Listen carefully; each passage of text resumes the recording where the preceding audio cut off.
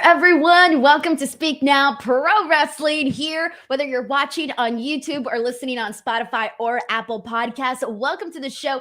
It is July 29th, and we are here to chat AEW Collision. And I'm going to start off by saying that I think that today was probably my favorite episode of Collision that I've seen so far. I only missed 2 episodes of Collision, maybe even one.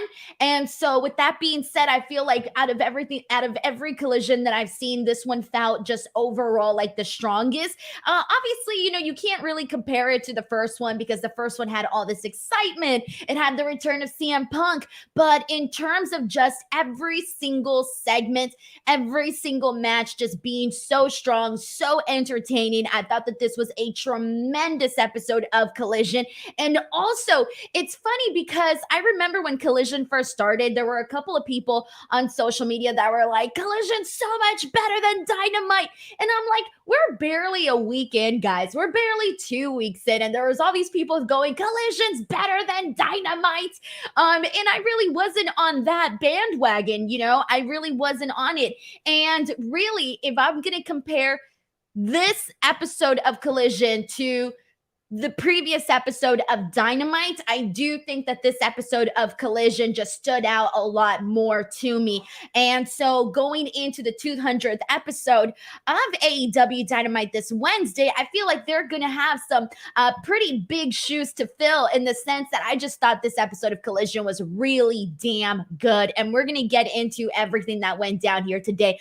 There's a lot of good stuff. There was some stuff that I think kind of caused some, I don't know if I want to say controversy, but there were some people that were not happy with some of the things that CM Punk said. Of course, it's Twitter, so someone's always going to be mad, but we're going to talk about that here today and go through everything.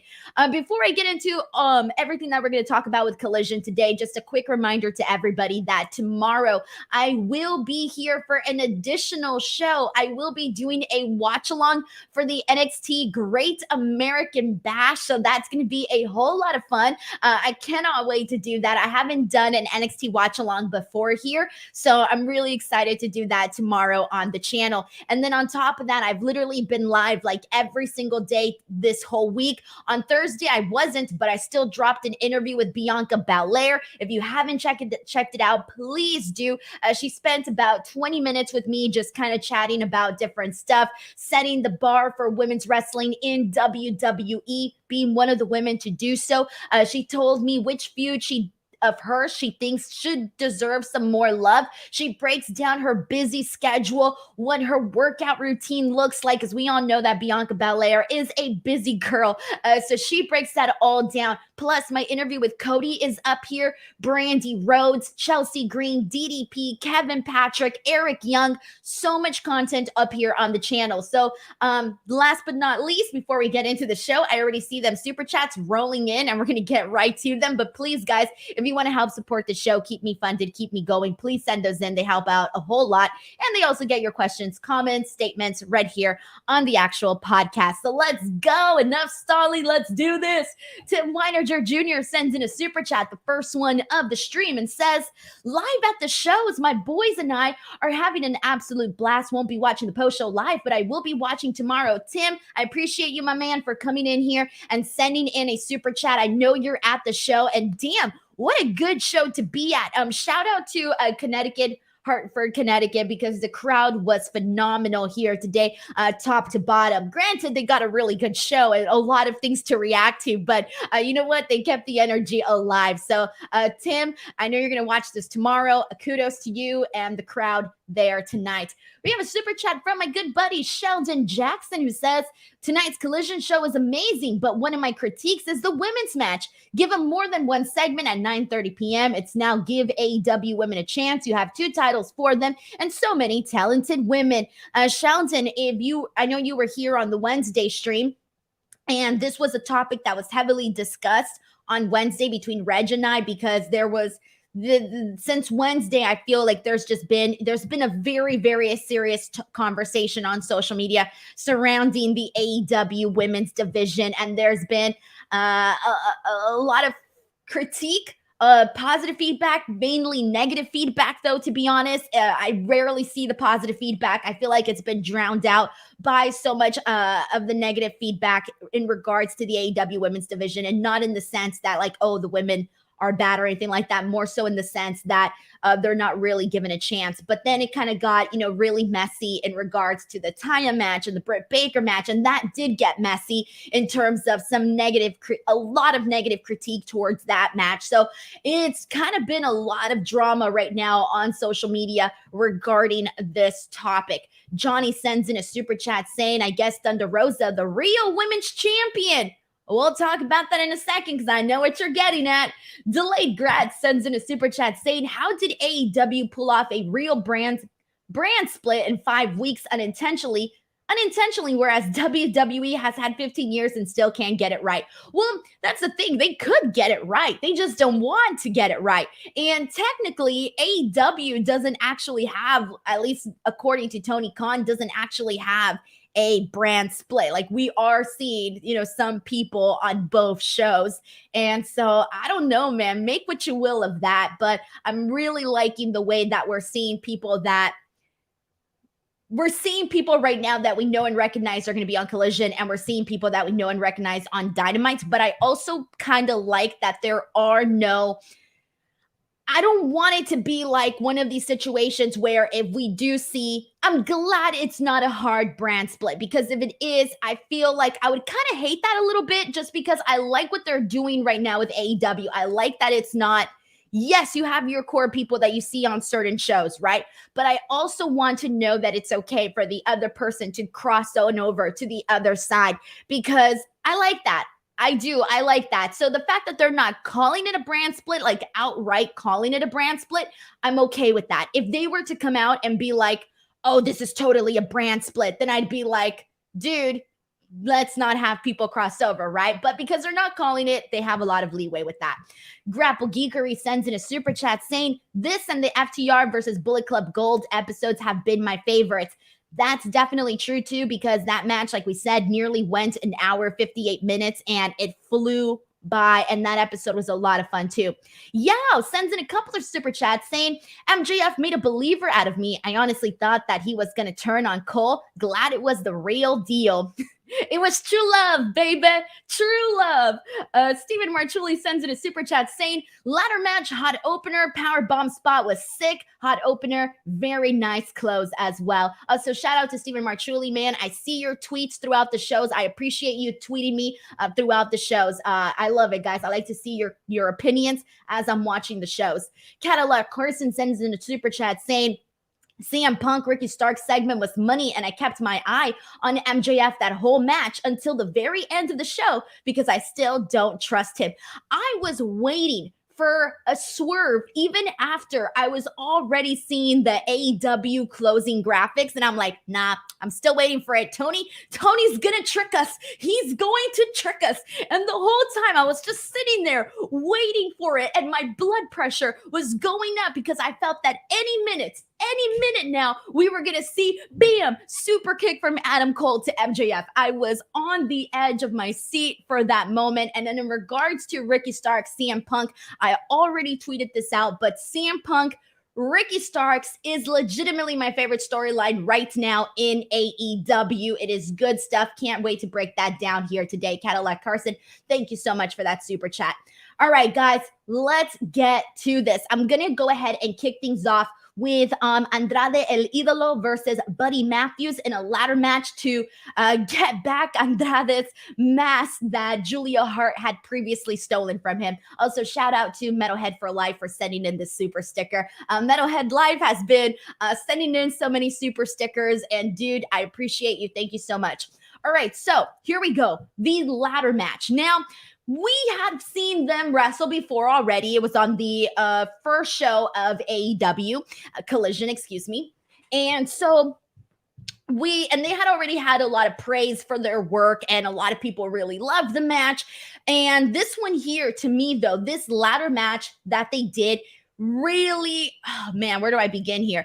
The reason why I in particularly like this ladder match was for multiple reasons. one, when the match actually began, it kind of took them a second to work in the ladders. The ladders kind of took a second. Like, they didn't go right to it. They, they first did some work in the ring and then brought in the ladders. But the way that they brought them in was really freaking cool, because right from the beginning of them bringing in the ladders into the match, it was all A+ moments. Any sort of interaction that they had with the ladders were A+ moments, okay? And so that was part of the reason that I really loved the way that they incorporated the ladders in the said ladder match.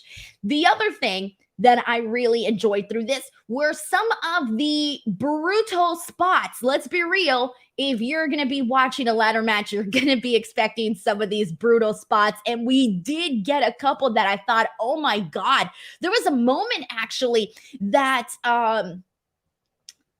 Buddy literally like threw Andrade onto a ladder that was leaning on one of the corners of the ring, and Andrade was trying to avoid the ladder, and dude ends up going over the top rope in like the ugliest fashion ever, man. His body just like all directions and then falls to the ground. I was watching that and I rewinded like 3 times because I had to see that multiple times. There was a moment where Buddy did like this seesaw with the ladder and Andrade's face in between the ladder. It was so interesting to see that. Really love the seesaw. I'm going to call it the seesaw spot. I don't know what the official name of it is, but I'm going to call it the seesaw spot. There was a lot of really good moments where we were seeing Andrade got thrown onto the ladder that was set up on the other side, on the outside, excuse me, and Buddy tosses him, and it kind of looked like Andrade just like hit his knee right on the ladder. It looked really brutal too. And then as I was thinking that, all of a sudden Buddy comes in and gets Andrade with a couple of knees. Oh my God, that was really good. There was another moment where Andrade went for a spear to Buddy, and instead Buddy, and you didn't see it in the first camera angle. It wasn't until they did the bird's eye view camera angle that you were able to see that Buddy ended up doing a DDT onto Andrade. And so that spot ended up backfiring on Andrade and benefiting Buddy Matthews. So that was a really, really cool moment. At one point, we see the sunset power bomb off of the ladder. And that was a really crazy spot that Andrade did for Buddy, because it could have gone badly, and it came out really nicely, very well executed. So those were some of the big spots, some of the big moments that had you going, holy shit, this is a really cool ladder match, right? But I want to talk about the finish. The finish, I thought they did a phenomenal job of incorporating Julia Hart, because remember, Julia Hart is the one who took his mask. And so Julia Hart, she's kind of got a little bit, she's got a little something coming to her. And we saw it here today, and she played out her part absolutely perfectly. So Julia brings out handcuffs, and they successfully handcuff Andrade. And I'm thinking, damn, are they really going to end the match this way, with Andrade actually just getting handcuffed to the actual ring post? I thought the match was over here, because I'm thinking, okay, how's he going to get out of this? Like, he's handcuffed. Usually, like the most recent spots that we've seen in pro wrestling where they bring out the handcuffs, for the most part, once you're handcuffed, you're screwed. You're done. It's over, friend. And it didn't work out that way at all. In fact, Andrade managed to get the key and unlock himself and take off the handcuffs. And then he manages to handcuff Buddy into the same place he was at and throws the key into the crowd. And then again, I'm thinking, that's it. It's over. He threw the key. There is absolutely no way that Buddy is actually going to get out of these handcuffs. And it was then when Julia comes in with bolt cutters, and she sets him free. And I'm thinking, oh shit, okay, this is going to keep going.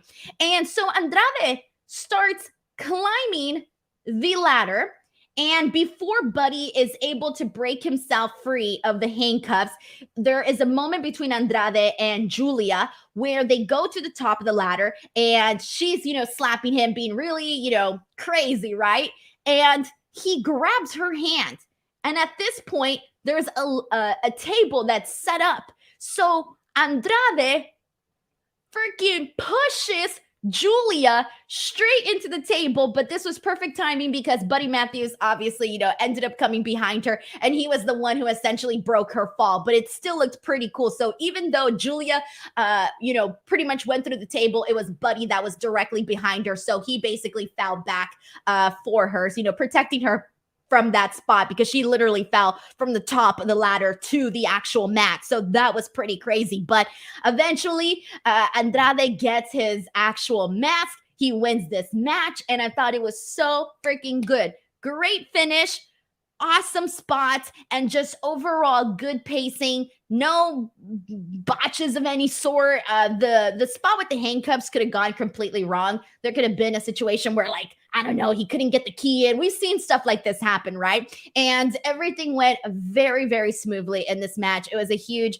2 thumbs up. And immediately as I'm watching the show, I'm thinking, I don't know how these other matches are going to compete with this match here. Lo and behold, they did. Everything that we got here was very different, but I still think that in terms of match of the night, for me, it was definitely this one here with Andrade and Buddy Matthews. Although I do think some of you may disagree and probably vote for the next match that we saw, and if not, possibly even the main event. So that kind of goes to show you how many options we had on today's show. So a lot of really good stuff. But we got a couple of super chats to get into here. And this one is from Metalhead for Life, who says, you're great at what you do, Denise. Thank you so much, man. I appreciate that. And he sends in a couple more super stickers. Thank you very much for sending these all in. Metalhead for Life, you're helping keep a roof over my head as of this moment. So I appreciate you a whole lot right there. And you know what? Zeno Hour just reminded me of something right now in the comments, something that I wanted to say. So I'm going to be real with everybody here, but I recently have not found myself being all that crazy about the House of Black. And the reason I haven't been that crazy about the House of Black recently is because I just haven't. I haven't been thinking, oh my God, everything that they do is fire or anything like that. But Buddy Matthews has kind of proven himself to be the standout of the House of Black for me. Based on, maybe it's because we've been seeing him in more of these singles matches and these matches that he's had with Andrade. So maybe that's the reason why I'm seeing it this way. But to me, Buddy Matthews right now is kind of the person I'm most interested in when it comes to the House of Black. So that's honestly how I feel. I haven't been too crazy about the House of Black in general. I think maybe, they had too much time away and then they came back and it really wasn't all sparks and fireworks. It was just easing them in, nothing too major, nothing to grab a hold of. So I think right now, to me, Buddy Matthews is the thing that most stands out right now. Tiger Claw Gaming, who's a YouTube member here on the channel, says, Malachi has had a hard time gaining and keeping momentum in AEW. And I kind of felt like that just for the overall act of House of Black. And here's the thing, I remember when Malachi Black went into AEW, right? Came in, felt like a really big deal. And here's the thing, I was such a big fan of him in WWE as Aleister Black. And I remember saying, damn, I really feel like WWE dropped dropped the ball with Aleister. And I remember thinking, they could be doing all these other things. And then he goes to AEW, and I'm like, okay, we're finally going to see what Malachi Black can do. We're finally going to get it. And then we got some good stuff right here and there, but I guess not exactly what I had necessarily envisioned. So I do hope we get to see with Buddy Matthews having these types of matches, and with the House of Black clearly involved in this program with the Acclaimed, which we saw last week with the tease of Billy Gunn's possible retirement. It's looking like they're headed in a positive direction, but I think they still need a whole lot to really, really make you go, yes, let's root for the House of Black here.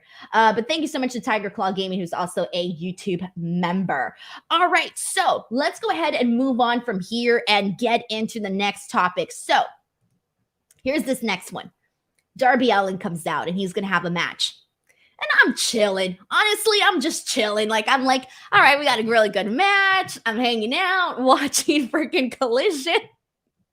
And then all of a sudden, freaking Minoru Suzuki comes out. And I'm like, when was this match announced? I'm on top of this shit. When did Minoru Suzuki versus Darby Allin get announced? I don't. I'm like, did they announce it on Twitter? When did this happen? What did I miss? Like, have I been completely like not seeing this, or what happened? From my understanding, this match was not announced ahead of time. And I gotta tell you, part of me, the first thing was like, damn, they should have announced this match, right? Because it's Darby Allin versus Minoru Suzuki, so that would be really huge, right? But then I started thinking, the fact that they didn't kind of makes it a little bit better. And hear me out. One of my favorite things, and I've said this a million times when it comes to pro wrestling, is I love the element of surprise. I love the element of surprise of like anything can happen, right? And so to me, the fact that I tuned in to watch as a viewer, to watch Collision, and then all of a sudden I'm surprised with Darby Allin versus Minoru Suzuki. To me, I feel like as a viewer, I got rewarded. I got rewarded for tuning in and watching the show live. And I feel like it made me, it added to Collision in the sense that, you know what? Anything can happen. If all of a sudden next week I don't want to watch Collision, I'm going to be like, you know what? Maybe I should tune in, because shit, you never know what can happen on that show. And so that's kind of the thing that I did like about not knowing that we were going to be seeing Minoru Suzuki versus Darby Allin. So I was very, very happy with that. We got a couple of super chats. Let's get into this, and then we'll talk about this match. This one is from Sheldon Jackson, who says, I believe with Buddy Matthews wrestling in Australia and being the Melbourne City Wrestling World Champion is giving him some shine as a single star again since WWE. So I haven't been able to see any of that additional stuff that he's doing. Pretty much I've only been watching, obviously, what he did in WWE, and then what he did for a period in time with New Japan, and then eventually coming into AEW. So that's pretty much what I've been keeping up with there. But every time I've seen Buddy Matthews in the ring wrestle, you always get good stuff. Like, to me, he felt like this hidden gem in WWE. He felt like this guy that always went out there and did cool shit, but that was it. Like, they never did anything else with him. So I really like what they're doing right now so far with him on Collision, specifically speaking about Buddy Matthews here. Metalhead for Life, thank you so much for the super sticker. Chris Ludek sends in a super chat. Hey, Chris! Chris, what's up? Chris says, hope all is well, Denise. I was in Venice today for the Venice Beach Games. Thoughts on AEW? It seems they have a lot of great heels, but it's hard to point who the top baby face is right now. Yeah, you're right about that. I mean, I would definitely put, when you think about, the relationship with MJF and Adam Cole, that's something that immediately popped into my head, because Adam Cole is babyface. Like, he's a babyface, right? And clearly, like, now with MJF is still a heel, but, he's had these like sweet ooh la la moments with Adam Cole. So it kind of feels like a little bit different. CM Punk, it's hard. You can't necessarily call him a babyface, because every city and every reaction is so different. Ricky Starks is more on like the tweener side of things. So that's another thing. So yeah, it does feel a lot more, heel heavy for sure. And Chris Ludek, I hope you had a good time in Venice, man. I love Venice. It's always a really good time there. Yes Boy says, good evening, Denise. Which wrestlers do you think need new themes, and which are some of your favorite wrestlers' themes? Since my brain right now is thinking AEW, I'm on an AEW wavelength right now. I would definitely go with, I've always loved Hangman Adam Page's theme. He's always been one of my favorite ones for sure. Same thing with Orange Cassidy. Same thing with Darby. In terms of people who need new themes, I feel like I'm going to forget about what names to name, because chances are if their themes are forgettable, then I'm completely forgetting that they need new themes. Yes, Boy, thank you so much for the super chat. All right, so Darby Allin versus Minoru Suzuki. Like I said, did not expect for this match to be happening. And so we end up getting a really fun match. What we got here was Darby Allin and Minoru Suzuki really just having a damn good time with each other in the ring. And that's the thing about Darby. Every time you see him in matches, he always he gives it his all. he gives it his all. Like, there's no tomorrow, like there's no next match. I mean, we've all seen the beatings that he took from Samoa Joe. This did not compare to the beatings that he took from Samoa Joe previously, but it was up there with Minoru Suzuki pretty much having a good old time with Darby Allin. Pretty much starting with Darby Allin doing a couple of dives, shotgun drop kick to Minoru Suzuki. That was really fun. Shout out to commentary, because I thought commentary did a really phenomenal job of running down Suzuki's accolades. And I think that when you bring in somebody like Minoru Suzuki, to have somebody to really run down his accolades is something that I think you need to do, because you can't assume that people know everything. And so I was very happy with the way that they did that. But there were some good moments. There was a moment where Minoru Suzuki was literally choking Darby Allin with the towel, and he had him like hanging from the ropes. It almost looked like someone's really terrifying Halloween house decorations. Like, literally, those really terrifying Halloween house decorations? That's what Darby Allin looked like to me when he was hanging there, freaking getting choked out with a towel. It was a terrifying visual, and it's one that Darby probably loved doing. The other moment that was obviously great was these interactions where we had Darby chopping Minoru Suzuki, and Suzuki laughed in his face because it wasn't hard enough. And they did that for a little bit, and eventually Minoru puts both hands behind his back, and Darby Allin gets him with a couple of strikes, and so that was really fun to see as well. Finally, for the finish, we see Darby go to the top rope. He goes for the coffin drop.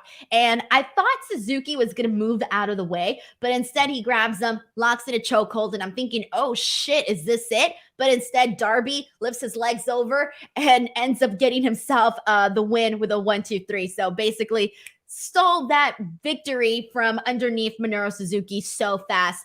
This was a hell of a match. This was a lot of fun and a really great follow-up to that ladder match. It kind of felt like we were just going boom, boom, boom with good action here. Christian Cage then came out on the screen and basically poked some fun at Darby, even made fun of the fact that he shops at Hot Topic. All right, by the way, do not shame those people that shop at Hot Topic. I shopped at Hot Topic for a very long time. In fact, I actually bought something from Hot Topic a couple months ago. I ain't even gonna lie, guys. I bought myself a really cute blouse from Hot Topic. Actually, it's the one that I wore. For those of you who haven't watched that Courtney Rush interview that I did, the shirt that I'm wearing with that in that Courtney Rush interview, I bought at Hot Topic. And that interview did really good. So I know a couple of you saw it. We got a super chat here from Jared Clark, who says, hey, Denise, another great Collision show. P.S. I'm still conflicted on why Newark, New Jersey hates Hartford, Connecticut. I thought they just hated Connecticut. I don't know, man. I don't know any wars that like any other states have with each other, because I'm out here in California and I don't know who's got beef with who in the East Coast, man. I don't know. California just stands on its own. We're just like, we're here, we're at the beach, we're happy. Let's go watch a movie. Jared Clark, thank you so much for the super chat, man. I really appreciate it. All right, so Santiago 316 says, did he still shops at Hot Topic? Guys, they have good stuff at Hot Topic. I got this on Amazon. This choker that I'm wearing, I got at Amazon. But I've gotten a couple of chokers at Hot Topic, a couple of earrings at Hot Topic. They still got some good stuff. Not even going to lie. All right, and speaking of some good stuff, we saw Samoa Joe versus Gravity. And this, for the most part, was pretty straightforward. This wasn't like a OMG 5-star match or anything, but this was very quick, but still enjoyable. This was funny because Samoa Joe is a no BS type of guy, guys. He ain't here to play games. He ain't here to fuck around. He's here to whip some ass. He doesn't care if you love whoever he's in the ring with or not. Samoa Joe, no BS. Gravity goes out there, and Gravity we just saw have a match against Pac. Still funny, by the way, on Dynamite. And anyway, so he comes out. And during this match, he's doing his little moonwalk, right? He's being his little cute little self and doing some really awesome moments. There's a moment where he goes for this like beautiful flying crossbody. I don't know. It's amazing. And Joe's just like, nah, F that, moves out of the way. And you just see Gravity, bam, fall to the mat. Gravity falls to the mat. Eventually, we see Samoa Joe kick his ass, get the win, and this was pretty straightforward, guys. This was a fun victory for Samoa Joe. Nothing much else to really add there, but I really enjoyed this a whole lot. The Keys boost says Joe's nope spot making the moonwalk was RF. Oh, rolling on the floor laughing. It worked out. It was funny because they're two polar types of, people, right? Samoa Joe, no BS guy, and Gravity's out there being Gravity, doing his thing, being all flashy. Samoa Joe isn't buying any of that, but it was good stuff. Zeno Hour says, not even Gravity can stop Samoa Joe. The Keys Boost says the moonwalk stuff is kind of lame. No, I like it. I think it's very funny. I think it's a good time. It take a second to get used to it, but I think it when done in the right moments, and specifically the way that it was done here with Samoa Joe, it actually worked out very nicely. But now we're going to get into the thing that I've been dying to talk about on this show, and that is CM Punk. All right, guys, here we freaking go. Let's get right to it. There's a whole lot to break down here. So, oh man, I got to get in position for all this. All right, so CM Punk comes out. He comes out with his red bag. We've all pretty much have known what's in there, but we officially got the reveal. CM Punk says a lot here. He's in the ring with Tony Schiavone, and he's talking about how there's a lot going on in AEW. And he mentions that he's had a terrible travel week, but that, you know what, he's always here for the people. He starts off by saying that there's a whole lot going on Collision, that nobody wants to talk about certain things. And then he says, I want to talk about Wembley Stadium. 80,000 people, 80,000 people in this building, all right? 80,000 strong. And he brings up the point that, like, nobody has brought this up. And I started thinking, oh shit, I think CM Punk's right. I don't really remember anybody bringing up Wembley like on Dynamite in terms of like the actual wrestlers. Obviously, they're promoting the show, the commentary and stuff like that. But in terms of actually bringing up Wembley and the fact that we're like a month away, yeah, you could probably bring it up a whole lot more. That's for sure. So I did like that. And then he says that by the end of the night, we're going to find out who he might be wrestling at All In and what is actually in the bag. And then he goes on to basically say that he is still not mad at Ricky Starks, by the way. Last week, he said he wasn't mad. He sure as hell looked mad at the end of the show, but apparently he's not mad. And he also makes a mention of being one of the most responsible adults in the room. Then he calls Ricky Starks a cheater, says he's not going to be nice anymore. And he says, this is it. I'm no longer going to be nice anymore. So if you thought CM Punk was mean back then, nah, that was nice CM Punk, guys. And then he goes on to say, and this is, I wrote this down verbatim and I shared it on Twitter. And there were a lot of people who were not fans of this, by the way. There was a lot of people who in my comments and quote retweets that were like, F this, we don't like it, blah, blah, blah. Now, with that being said, I loved it. I loved it. And this is what CM Punk had to say, verbatim. He says, the truth doesn't care if you're nice or if you're right or wrong. But in this case, I am right and I am the champion. I am the real world champion. This title has my name on it, not because I deserve it, but because I earned it. Nobody has pinned me or submitted me for this title. This title is still covered in my blood from last September when I beat John Moxley for it. And since then, nobody has beat me for it. It's got my name on it. It's got my blood. And now it's got my symbol on it. He brings out the spray paint can and sprays an X right over the AEW World Championship belt. And then he goes on to talk about the meaning of the X and how, he's basically been using it his entire career, talks about being straight edge and hits us with his line about, He's straight edge and better than us. And so this was freaking awesome. All right. I don't care. I don't care if you're a hater on this one, guys. I love this. Now, I know some people, there was a lot of people that seemed confused by this on Twitter. There was a lot of people that were like, why is he saying he's the real world's champion and this and that? And I'm like, guys, this is the old wrestling trope that has been done many, many times for years. Like CM Punk is not the first guy ever to come out and be like, I'm the real champion. You're not the champion. I'm the real champion. This has been done quite a bit.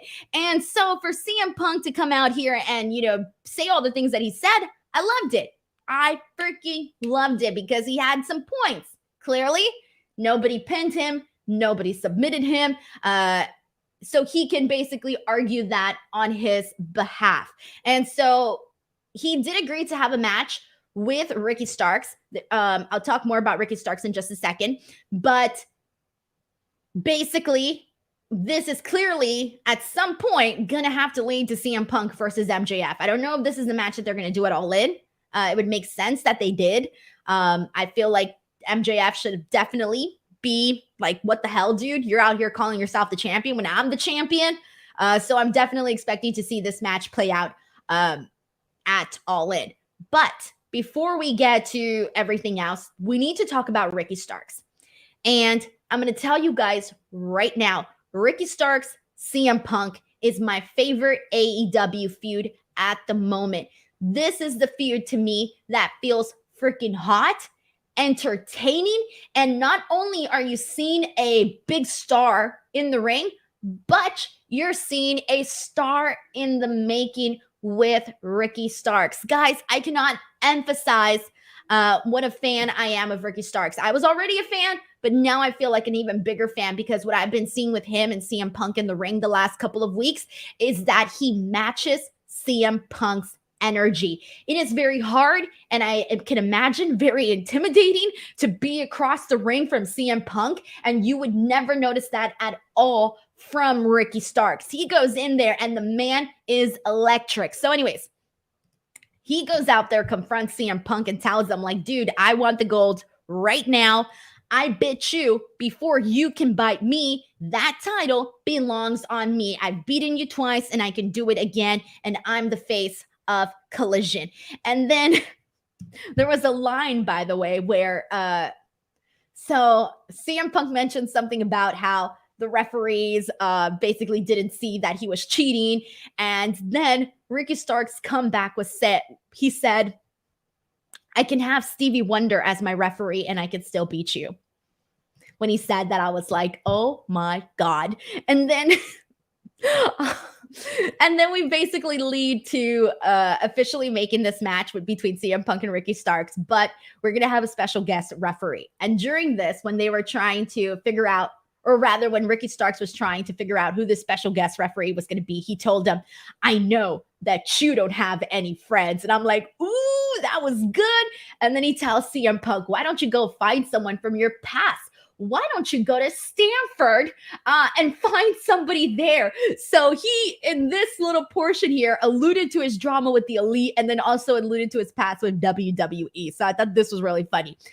It is revealed that the special guest referee in this match next week with Ricky Starks and CM Punk is going to be Ricky the Dragon Steamboat. And as you guys know, he's special guest refereed CM Punk's matches before in Ring of Honor. And so they already have this history. And we've seen, obviously, Ricky the Dragon Steamboat in AEW as well, also be in that position. So for them to bring them back here and then also given where they're going to be next week, it makes a lot of sense for them to do that. But guys, Ricky Starks is literally getting so much more out of this program with CM Punk than like anything he was doing before. And really the only thing he was doing before was feuding with Chris Jericho. So I don't know why I was acting like there was so much other stuff that happened, but really it was just the Jericho stuff. And it breaks my heart because, it is what it is. But coming off of the MJF feud with Ricky Starks, good shit. But you knew he wasn't going to win because MJF had just won the AEW World Championship. So you knew that he was really just his first actual defeat. And then afterwards, you have him go into this whole program with the Jericho Appreciation Society, and it's kind of a stinker. And so it felt like he kind of dipped in momentum, right? And now it finally feels like there's a rise. Like he was out there and really feeling the energy. And with CM Punk across from him and just that really good back and forth, this is my favorite freaking storyline, guys. I will defend the storyline because this is so freaking good, so entertaining. I'm sold. All right, let's see what people are saying here. I'm scared. Let's see what people are saying. Arza288 says, sprayed the X right over the E, heel CM Punk. A couple people pointed that out to me on social media, but I'm like, okay, the X is going to have to go in the center. What's in the center? What's like right in the center is clearly the E, so it was bound to happen regardless, but I'm pretty sure you can read much more into that, right? Benoit Richter sends in a super chat saying, how long do you think CM Punk will keep Elon Musk bout the X bout? It's funny because the second he did that, obviously, CM Punk's had the X, on him for like ever, right? But him doing it right now with all of the X stuff on Twitter, that's clearly going to be like the running joke, right? So like immediately, I think everybody's brain was like, oh my God, X, Twitter, Elon Musk. So yeah, really actually kind of funny and like perfect timing to do this. It coincides with what's going on in mainstream pop culture, I guess. So there you go. Benoit Richter, thank you so much for this very generous super chat. I appreciate it a whole lot for you sending that in. We got some crazy stuff in here. We got somebody saying that this story is better than the bloodline. I can't say that. I can't say that because you can't compare the two, guys. You just can't.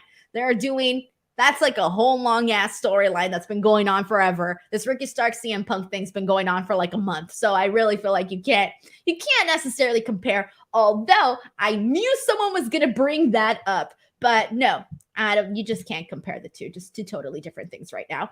All right, so let's see what else we got here. We got so many different comments here. I'm going to pull up some from, this one's from the Keys Boo, who says, Ricky is better as full of himself, cocky heel tweener. That last fast run wasn't working. If he keeps this up, he'll be the biggest face on the other side. Yeah, I feel like people like Ricky Starks to be a heel. I feel like people like him to be, like you said, full of himself. And I think in turn, that ends up making people like him versus when he was trying to be a, baby face. I think people were like, it kind of worked the opposite direction, right? So that's where we're at with all of that. But I really love this. Fernando Zayas says, that segment with CM Punk was excellent. I'm looking forward to this match very much. I love Ricky the Dragon Steamboat. I do too. He's obviously, very respected and whatnot. So very excited to see him also come through. All right, guys, and let's keep this going. We still got so much more to get into. Once again, if you do want to get your question, your comment, your statement read here on the stream, you're more than welcome to send in a super chat, and it also helps me stay funded here as I fully fund myself on this channel. Also, if you are new to the podcast, I am live multiple times a week. On Tuesdays, I'm here to talk about NXT. Wednesdays, AEW Dynamite with Righteous Reg. We got a really good mojo going. And then Fridays, I'm here for Smackdown. And then Saturdays, I'm here for Collision. And then Sunday, I'm usually not here, but since Sunday, we're going to have the Great American Bash, I will be here doing a watch along. Also, I will be doing a live watch along for SummerSlam. So make sure you guys are here for that too. Oh shit, I just realized something. Fudge. Okay. Damn it. All right. Why didn't I realize this sooner? It's my job. Dang. All right. So I don't know how we're going to do. I need to figure out. Oh my God. Because I don't want to miss Collision next week, guys. It's a really good show. I don't want to miss Collision, but I got to do the SummerSlam watch along. So I don't know. I might do I'll figure it out, guys. I'll figure it out. But I feel bad because since SummerSlam is the same day as Collision, and I'm not going to be watching Collision live because I can't watch two shows at the same time. That's just crazy. Or I don't really like doing that, rather. So I will be doing the SummerSlam watch along. But I'll have to wait and see what I do for Collision next week. If not, it'll be something that I just postpone and talk about until the next week that I'm talking about Collision. Oh, yikes, guys. Man, there's just so much that's happening. There's so much that's happening in pro wrestling and just in general. All right, so Tiger Claw Gaming says picture in picture. I should do that, right? I'll have like one picture of me here, one picture of SummerSlam, one picture of Collision. Actually, I can't even do that, so that makes no sense. Dante says do a review the Sunday after. I don't know, guys. Usually when I do reviews the following days, like I don't really feel like the views are there. Like I feel like people want instant reactions, instant opinions instead of like a whole day afterwards, you know? So yeah. All right, so let's go ahead and move on from here. We still got a couple more things to talk about, and let's get into the Guns and honestly, everything else that we have to get into besides the main event is, not that much. But really quickly, the Guns and Juice Robinson defeat Vikingo, Action Andretti, and Darius Martin. Truthfully, there was only really one major spot that I really loved in this match, and I was expecting a little bit more of a spot fest when you got Action Andretti, Vikingo, and Darius Martin in there. So I was expecting a little bit more here. The only real great moment that I loved was when they basically threw Vikingo over the freaking turnbuckle, the freaking ring post, and he ended up doing this beautiful moonsault that was like super grand and landed on all the other guys. Like that was a really good moment there. But overall, like there really wasn't much else that really stood out to me in this match. I did think it was going to be a little bit better. Let's get into the women's stuff. So we had Kiera Hogan versus Mercedes Martinez. I cannot tell you, I do not know the last time that I saw Kiera Hogan wrestle. It's been a while. Like I have not seen any of her matches in a very, very long time. So I didn't know really what she was up to or anything, to be honest. I was completely out of the loop with Kiera Hogan. Mercedes Martinez, pretty much same thing, guys. Same thing. Like I haven't been watching Ring of Honor each and every single week because that's just too much for me at this point. But so I hadn't seen either woman in quite a good amount of time. So I kind of went into this going like, okay, well, it's not like I'm really a big fan of either. So I was kind of just watching just to watch because it's on the show. That the match was okay. It was perfectly fine. We do see Mercedes Martinez win with the Brass Cities sleep locked in on Kiera Hogan. And then afterwards, we saw a run-in from Chris Statlander, the TBS champ, BTW. And it was one of those things too, where like, we also haven't seen Chris Statlander in a little bit. Like she did like one backstage segment that I remember on Dynamite. And then I feel like I haven't seen too much of Chris Statlander. I know she's been doing some stuff on Rampage as well. So I should mention that. But also, anyway, so she runs in and she basically goes to the aid of Kiera Hogan. And I kind of thought that they made Chris Statlander look a little bit goofy in this because she runs to go help Kiera, and she throws the belt, right? And she's like distracted by Kiera. So this allows Mercedes Martinez to grab the belt, hit her in the face. And so I kind of thought that it made Chris Statlander look a little goofy. Instead of focusing in on Mercedes, she went straight into Kiera. So I kind of thought they made her look a little goofy there. But then afterwards, Willow runs in and she chases off Mercedes Martinez. So it's crazy because even though Chris Statlander is your TBS champion, the way that they formatted all of this, man, I thought Willow running in in the last moment, in the last spot, was like really the thing that had me going, Willow's the one. Willow's the one to pay attention to here. But clearly they're going to do a lot more here with Chris Statlander and Mercedes Martinez. So I like that we're seeing what else they're going to be doing next with the TBS champion. So overall, pretty good, simple stuff that they did here. All right, so we got another super chat, actually. Thank you so much to Mike Parker. Mike Parker, he says, really glad to see Mercedes and Kiera get this time. Two underappreciated talents, in my opinion. Hope Mercedes continues to be seen on AEW TV. Even after the title match with Statlander, she can go. And I will say this, like, I have enjoyed the work that I did see in the past from Mercedes Martinez, but I feel like because I haven't seen her in such a long time, I really forgot what she can do. And so it's almost like you can't expect people to just know automatically, or be remembered automatically about what this person can do. So for me, I do hope that, they got to give me a reason. They got to give me a reason to be like, hey, you know what? I'm interested in what Kiera Hogan's doing. I'm interested in what Mercedes Martinez is doing. 1 week of this, isn't enough to get me interested. It's something that you need to see continuously. So that's my only thing that I have to say about really about that. Thank you so much to Mike Parker, though, for this very generous super chat. We got another one here from Jared Clark. Thank you so much to Jared. Jared says, I predict in 2024, Ty Mello Guevara will be AEW Women's Champion and Tag Team Champion with Anna Jay. P.S. My name is Pound. It's pronounced Gerard. Jarrod? Gerard? Oh my God, it's not Jared. I think I'm saying Jared with an E, right? But you're Gerard with an O. We've established that I don't have great vision. So we'll just blame it on that. Gerard. All right. Gerard Clark, thank you so much for the pronunciation of your name, and I will try not to mess it up. I promise to try to not mess it up.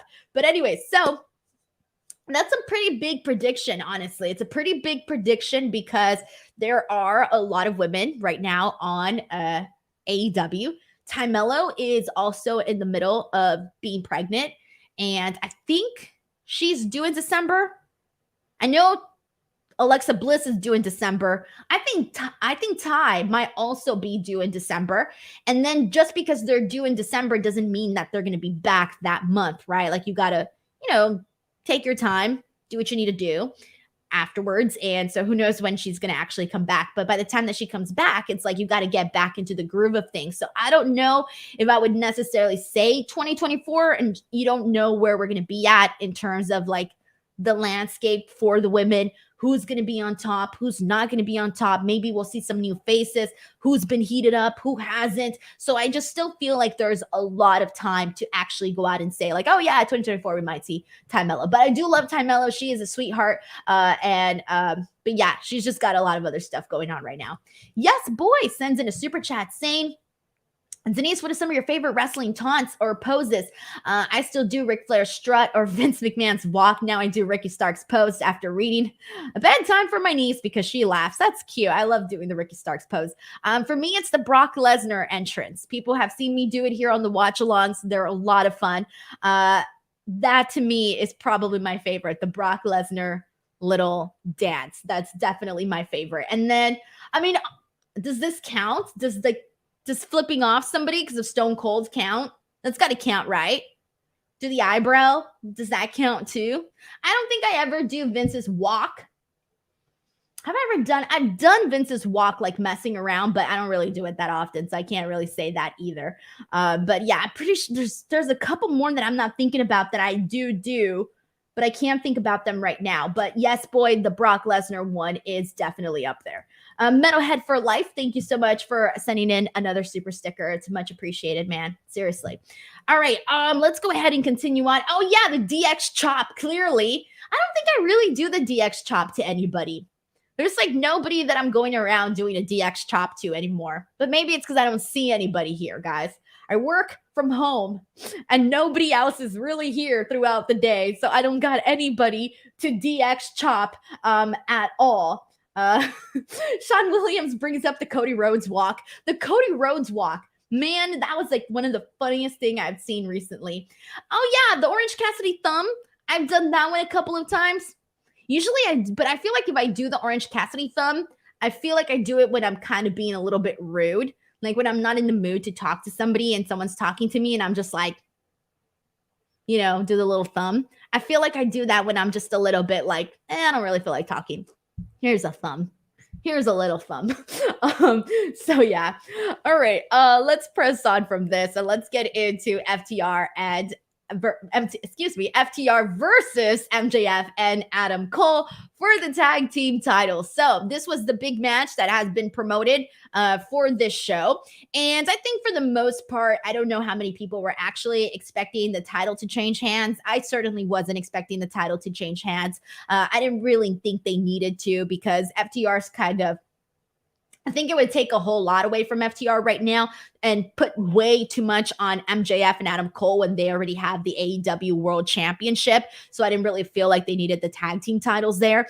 And FTR, if anybody's going to defeat FTR for the tag titles, I kind of would like it to be Bullet Club Gold. Although I don't know if that's what they're going to do, but it is something that I would like to see, but I don't know if they're going that direction right now, especially since it seems like that 58-minute match that we saw was really like the finale right there, for at least for the time being, right? So anyway, so this match, though, I want to credit the crowd a whole lot because I think the crowd really, really just kept the energy up for this. And this match was so much fun. And clearly when you're watching a match like this, the people are going to react accordingly. And so we did see that a whole lot, but there were some really great moments during this. At the top of the match, everybody was chanting double clothesline, and then the other half of the crowd was chanting FTR. So right off the bat, you had this really good like energy flowing for this.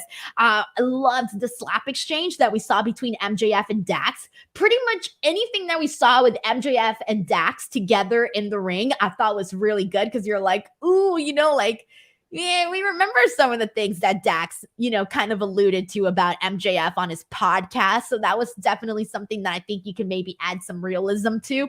So that was kind of fun to see. Adam Cole goes in there and literally super kicks everybody and their mothers multiple times, actually. There was a really cool moment where we saw Cash Wheeler and MJF do reverse pile drivers back and forth, and countering each other really for the pile driver. So that was really fun to see.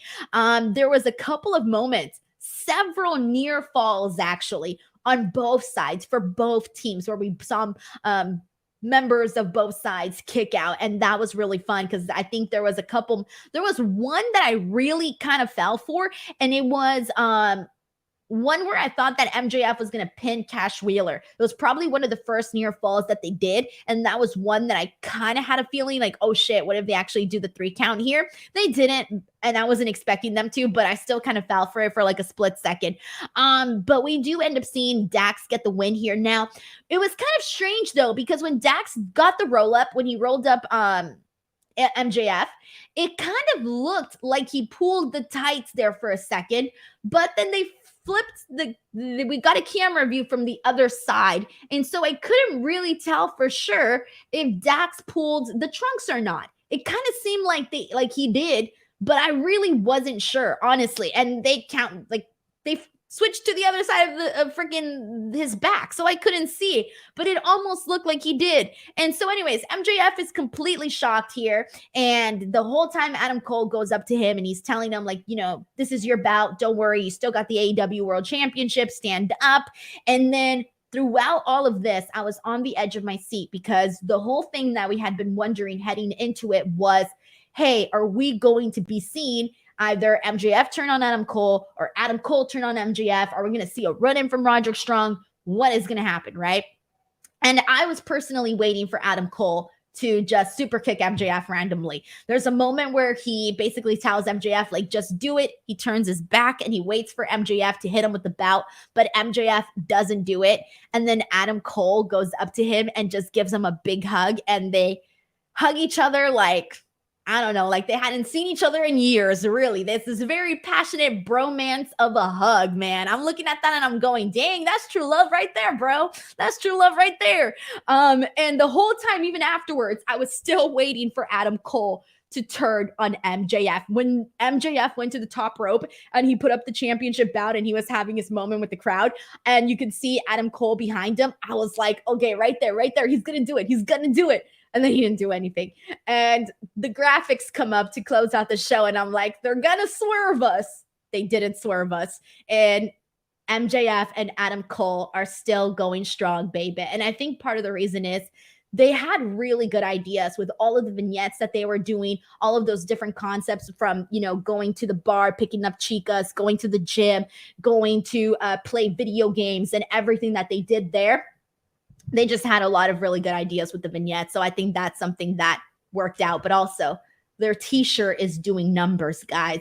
And at the end of the day, AEW is a business. And if their t-shirt is doing numbers, think of what more you can do with MJF and Adam Cole and make some nice, cold, hard cash. And right now, the people are into this. I think that if people weren't really feeling the MJF Adam Cole situation, I think they might have wrapped it up sooner, maybe even here today. But I think given the success of the actual duo, I think they're extending this a lot more possibly. Of course, I don't know because I don't know when their official end game for this is, right? I have no idea. This could be an all-in thing, an all-out thing. No idea.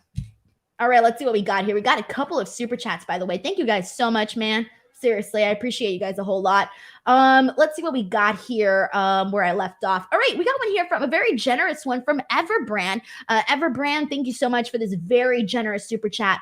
Everbrand says, I hope that Adam Cole is like, you don't have to give me that title shot, Max. No, I want to. Let me and my best friend headline All In. They have the match and Strong helps Cole win. Best friends headline, Cole versus Punk at All Out. I feel like there's too much to try to get to Adam Cole versus CM Punk at All Out. It feels like there's just so much that would have to happen to get that. So for that reason, I don't necessarily think that that might be the direction that they're going to. I'm not expecting that match to be the match that we see at All Out or All In. Man, I'm trying to think because I feel like the match that would really, because if you're telling me, okay, for All In, granted they already sold, 80,000 tickets, right? So, and no matches have been announced, right? So they're already good, right? They're good to go. They can give us like a crap ass card, right? Like they could literally give us a crap ass card and it's like, well, whatever. They already sold the tickets, right? But if you're going to tell me like, okay, what's a bigger match? CM Punk versus Ricky Starks or CM Punk versus MJF? It's definitely CM Punk versus MJF. And so to me, that's like the match that you would do. As much as I love CM Punk, Ricky Starks, the bigger match is CM Punk versus MJF. The even bigger match, which is most likely not going to happen, is CM Punk versus Kenny Omega, but that's a whole other story for a whole other time. But I do kind of hope that we do see CM Punk, MJF at All In. It's just so crazy too because All Out is literally the week after. So they really have this short amount of time to promote these two big shows because you're going to want, I feel personally right now, to me, All In just feels way bigger than All Out right now for this specific year because of all of the records that All In is breaking in London for AEW and all of that. Because it's the first time in London, there's just so much that is making this feel like the bigger show instead of it being All Out the way that it usually is. So for me, I feel like if I was booking this show, I would really make the All In card stronger than the All Out card. To me, it's just the bigger show this year. And that's the way that I'm kind of looking at it. But Everbrand, thank you so much for the generous super chat. I really appreciate it. Sending you some good karma. Leonard Aarons III says Punk's title is more about principality than it is Collision having its own title. That's first and foremost. Next off the end tonight, I believe we should have the rematch in Wembley. You're talking about the rematch in Wembley for CM Punk and Ricky Starks or FTR, MJF, Adam Cole. Leonard Aarons III, you don't have to send in another super chat, but you can go ahead and just clarify on the actual comments just to make sure that I understand what you're talking about here. But thank you so much to Leonard for sending in the super chat as well. John Dollar says, wasn't CM Punk versus Omega one of your yearly predictions? It was. It really was. Although a couple of my predictions came true. Damn. Not that one, though. Not that one. For those of you who are asking, also Everbrand just asked if All In and All Out are both confirmed as pay-per-views, by the way. Well, right now, the report that came out in regards to All In was that they are going to put it, I think, on Bleacher Report, but that hasn't been confirmed yet by AEW. So until that gets confirmed by AEW, there's not much else to say. And then obviously All Out, that's all that stuff's already out there. Thank you so much to Everbrand for also asking about that. Okay, and in the meantime, let's go ahead and pull up a couple of more of these super chats here. We have one from Arza288 who says, I need a vignette of Cole asking Britt to set up Max with Jamie. Wait, what? Oh man, I think I'm out of the loop on this one. I don't know what's going on with Max and Jamie, or if there's anything going on. I have no idea, no earthly idea whatsoever. Although it would be funny considering that MJF was trying to get, Adam Cole to have a little too much fun at the bar, if you know what I'm talking about, when all of those girls came up to them. So yeah. All right, now let's go ahead and get into the super chat from Mike Parker, who says, MJF is reeling people in. He always mentions the biggest trick the devil ever pulled is making people forget he exists. Side note, I feel like Collision is AEW SmackDown being the better show. Thank you, Mike Parker, for reminding all of us of that first portion in regards to MJF, because yeah, you're right. That is definitely true. That is the work of the devil, man. All of a sudden, we're out here freaking supporting MJF and being all happy for him and feeling sorry for him because we're scared Adam Cole's going to turn on him, when in reality, he is, he's calls himself the devil. So there you go. And I like that comparison with AEW, with Collision being AEW SmackDown being the better show. But that's the thing, though. I love AEW Dynamite, guys. I'm not going to go out here and be like, oh my God, Collision's the way better show. It's different, that's for sure. But there are so many episodes of AEW Dynamite that I really, really enjoy. So it's hard for me to be like, oh yeah, I'm a bigger AEW Collision fan. Yeah, there's been a lot of great stuff. This episode of Collision was way better than the last episode of Dynamite. I'll give you that much. But I don't know. I still need to go a little bit more time. Give it a couple. By the end of the year, I'll have an answer for you. At the end of the year, I will let you know if I like Collision or Dynamite better, or maybe even sooner than that. But right now, I think it's still too early for me to say. Mike Parker, thank you so much for that super chat as well. And then, all right, so.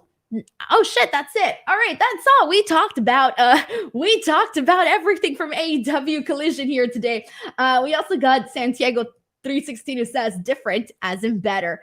I don't know, guys. It's too early for me to say, oh yeah, I like this more than that show. It's still too early for me to do any of that.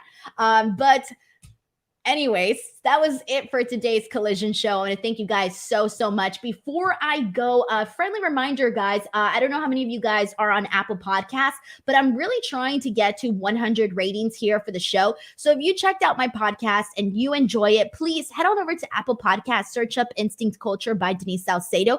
The link is in the description box of this video. And please, it takes like a minute. Please leave a review, give it a rating.